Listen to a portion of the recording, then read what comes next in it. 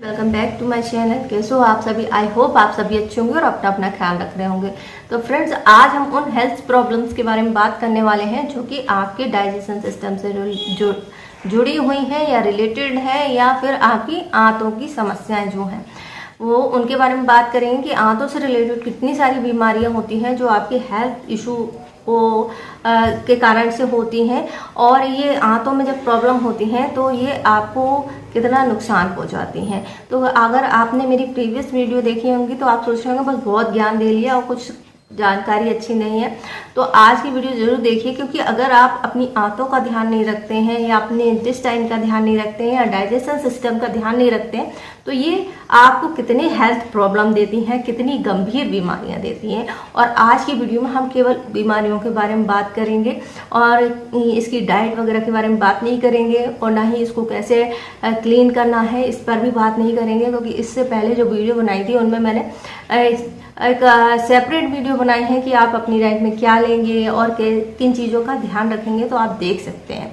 आज हम बात करेंगे अगर आप अपनी डाइजेशन सिस्टम या इंटेस्टाइन का ध्यान नहीं रखते तो कौन कौन सी बीमारियां हैं जो होती हैं, और इनमें से कई सारी बीमारियों के आपने नाम सुने होंगे और खबरें सुनी होंगी, बहुत सारे एक्ट्रेस को ये बीमारियां हुई हैं। तो चलिए जानते हैं कि आपकी आंतों से जुड़ी हुई जो हेल्थ है अगर वो सही नहीं रहती तो कौन कौन सी बीमारियां होती हैं। सबसे पहले हम बात करेंगे कि अगर आपके पाचन तंत्र में कुछ तरह की गड़बड़ी है तो इसमें होती है इरिटेबल बाउल सिंड्रोम।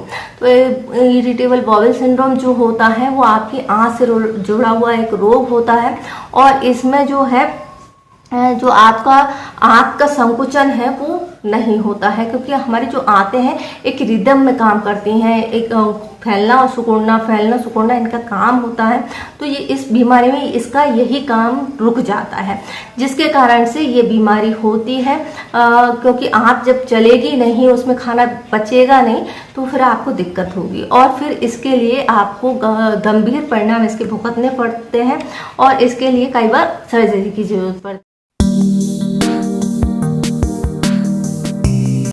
दूसरी बीमारी होती है कोलाइटिस, जो कि हमारी छोटी आंत में होती है। कोलाइटिस का मतलब होता है जो आपकी आंत है उसके अंदर जो है छाले पड़ जाते हैं, जिसके कारण से आपको हमेशा जलन महसूस होती है। आप कुछ भी खाएंगे तुरंत आग सी लग जाएगी, आपको पूरे गले के नीचे तक ऐसा लगेगा कि किसी ने आग जला दी हो। तो इसे कहते हैं कोलाइटिस, और कोलाइटिस का मतलब है आपकी आंतों में छाले पड़ जाते हैं, और इसके लिए आपको बार बार ठंडा पानी पीने की जरूरत पड़ती है। तो ये भी आंत से जुड़ा हुआ एक रोग है, और इसके कारण से आपकी आंतों में सूजन आती है। ड्यूडेनियम में पेप्टिक अल्सर होना, ड्यूडेनियम किस जगह पर होता है? ये छोटी आंत का ऊपरी हिस्सा होता है जिसे हम ड्यूडेनियम कहते हैं।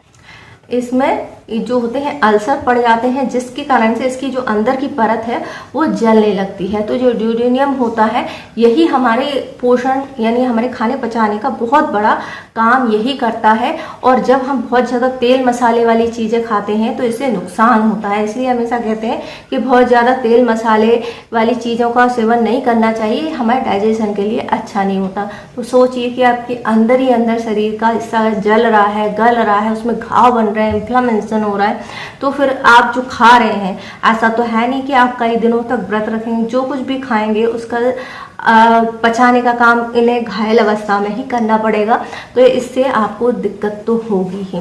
नेक्स्ट बीमारी की हम बात करते हैं, वो होता है कोलन कैंसर। तो कोलन कैंसर के बारे में तो आपने सुना ही होगा, और इस पर मैंने पहले भी एक वीडियो बनाई थी। तो ये हमारे कोलन कैंसर का एक इंटेस्टाइन का एक भाग होता है, और वहाँ पर ये कैंसर बन जाता है। कैंसर कैसे बनता है? सेल जो है बहुत डिवीजन करते हैं, इनकी ग्रोथ बहुत ज़्यादा हो जाती है, और फिर वहाँ पर एक गठान या फिर जो है गठान बन करके ये फैलने लगता है। तो ये बहुत गंभीर बीमारी होती है, और ये हमारी आँख से जुड़ा हुआ रोग होती है। तो अगर आप बहुत दिनों तक ध्यान नहीं देते हैं, अपने इंटेस्टाइन को क्लीन नहीं करते हैं, दिक्कतों को टॉलरेट करते रहते हैं, तो ये गंभीर बीमारी आपको भी हो सकती है। और इनके सिम्टम जो है बहुत जल्दी नहीं आते हैं, काफ़ी दिनों बाद दिखाई देते हैं और आपको इनका पता भी नहीं चलता है। तो ये होता क्यों है? तो ये होता है कम फाइबर वाली चीज़ें खाने से, बहुत ज़्यादा अल्कोहल, शराब या फिर ड्रिंक्स करने से, धूम्रपान करने से, बहुत ज़्यादा तेज़ मसाले वाली चीज़ें खाने से ये हो सकता है। तो ज़रूरी होता है कि हमें अपनी डाइट का ज़रूर ध्यान देना चाहिए। और अगर आप जानना चाहते हैं कि डाइट आपको कैसी लेनी चाहिए अपनी गट्स को या इंटेस्टाइन को हेल्दी रखने के लिए, तो आप प्रीवियस वीडियो देख सकते हैं। अब हम बात करते हैं कौन से सिम्टम होते हैं जो हमें शुरुआती स्टेज में इंडिकेट करने लगते हैं कि आपका जो डाइजेशन सिस्टम है या इंटेस्टाइन है वो सही नहीं है, उसमें दिक्कतें हो रही हैं। तो इसकी शुरुआत होती है आपके पेट फूलने से। आपका पेट फूलता है, गैस बनती है, एसिड रिफ्लेक्स होता है, आपको गले में जलन होती है, आपका कब्ज की शिकायत होती है, आपका मोशन क्लियर नहीं होता है, आपको हमेशा घबराहट बनी रहती है, आप जो कुछ खाते हैं उसे खाने के बाद आपको घबराहट होने लगती है, खाना सही से नहीं पचता है, आपका शरीर हमेशा थकान बना रहता है, आपकी स्किन का जो है ग्लो जाता है, बाल बहुत ज़्यादा झड़ने लगते हैं। तो ये सभी जो सिम्टम है वो सीधे सीधे इंडिकेट करते हैं कि आपका डाइजेशन सिस्टम जो है सही से काम नहीं कर रहा है, इंटेस्टाइन में दिक्कतें हो रही हैं। तो इसको क्लीन करने की ज़रूरत होती है, अपनी डाइट में सुधार करने की ज़रूरत होती है। इन इंडिकेशन से आप समझ सकते हैं कि आपकी जो आंतें हैं उनमें सूजन आ गई है और वो सही से काम नहीं कर पा रही। इसके अलावा आपको भूख नहीं लगती है, वजन कम होने लगता है, डायरिया बना रहता है। तो ये सभी चीज़ें जो हैं आपको इंडिकेट करती हैं। और इसके अलावा आपको नींद नहीं आती है, पाचन क्रिया आपकी प्रभावित होती है, स्किन पर रैशेस होने लगती हैं। तो ये सभी सिम्टम आप जरूर नोटिस करें। अब हम बात करते हैं इसको क्योर करने की। तो ये इंटेस्टाइन को आप कैसे क्योर कर सकते हैं इनकी इन्फ्लामेशन को। तो इसके लिए ज़रूरी होती है कि हम फिजिकली एक्टिव रहें, हेल्दी एक्सरसाइज करें, योगा करें और या फिर वॉकिंग या रनिंग कर सकते हैं। फाइबर रिच फूड खाएं, ज़्यादा से ज़्यादा पानी का सेवन करें, क्योंकि पानी अगर आप अधिक पीते हैं तो आंतें अपना काम सही से करती हैं। इसके अलावा तला भुना मसालेदार जो खाना होता है वो आपको नहीं खाना है, उसकी मात्रा कम कर देनी है। दही, विटामिन बी, फर्मेंटेड चीज़ें जो होती हैं आंतों की हेल्थ के लिए अच्छी होती हैं। ग्लूटेन फ्री जो खाना है वो आप लें, मल्टीग्रेन खाना ले सकते हैं और साबुत अनाज जो है अपनी डाइट में शामिल कर सकते हैं। कई तरह की दालें, स्प्राउट जो है आपको लेना चाहिए।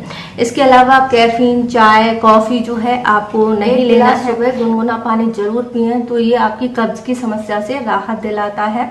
आप चाहें तो इसमें नींबू डालें या ना डालें, आपको सिंपल 1 गिलास पानी भी काफ़ी फ़ायदा पहुंचाएगा। तो ये सभी चीज़ें जो हैं आपके आंतों के हेल्थ को अच्छा बनाती हैं, तो इनको ज़रूर फॉलो करें। तो आई होप आपको आज की जानकारी पसंद आई होगी। जानकारी पसंद आए तो वीडियो को लाइक कर सकते हैं, शेयर कर सकते हैं, हमारे चैनल को सब्सक्राइब कर सकते हैं। इससे जुड़ा हुआ कोई क्वेश्चन है तो हमें पूछ सकते हैं, इंस्टाग्राम पर फॉलो कर सकते हैं। वीडियो देखने के लिए आपका धन्यवाद।